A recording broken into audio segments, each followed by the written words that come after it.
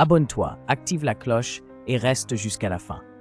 Cette histoire est vraie et elle a traumatisé jusqu'aux enquêteurs les plus endurcis. Catherine Knight a grandi dans un climat de violence. Fille d'un foyer instable, marqué par les cris et les secrets, elle a vite compris que le monde se divise en deux, ceux qui frappent et ceux qui encaissent. Elle a choisi son camp très tôt. Adulte, elle travaille dans un abattoir où elle se fait remarquer.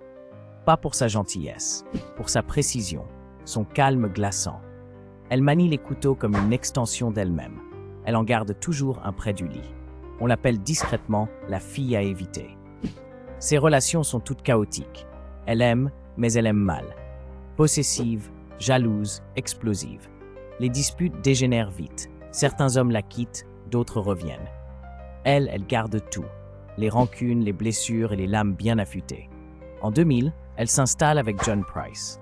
Un homme simple, apprécié de tous. Il sait qu'elle a un passé, mais pense pouvoir gérer. Jusqu'à ce que les signes deviennent trop clairs. Des menaces, des objets déplacés, des comportements étranges. Il la quitte, elle revient. Un soir, elle prépare un repas, comme si de rien n'était.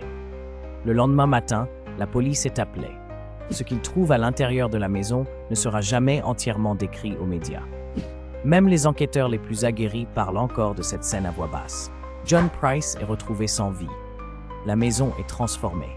Le sang, les traces, tout raconte une histoire de vengeance, de contrôle, de punition. Sur la table, un couvert posé, soigneusement préparé. À côté, des mots écrits à la main. Catherine est arrêtée peu après. Elle ne résiste pas. Elle ne parle pas. Elle dit ne se souvenir de rien. Elle devient la première femme en Australie condamnée à la prison à vie sans possibilité de sortie. Pas pour avoir perdu le contrôle, mais pour ce qu'elle a fait après. Aujourd'hui encore, les détails exacts de cette nuit ne sont connus que des forces de l'ordre. Mais ceux qui ont vu n'ont jamais oublié. Et toi, tu penses que quelqu'un peut changer du jour au lendemain ou que certaines personnes sont nées pour faire du mal? Dis-le en commentaire et abonne-toi. Les visages du mal ne font que commencer.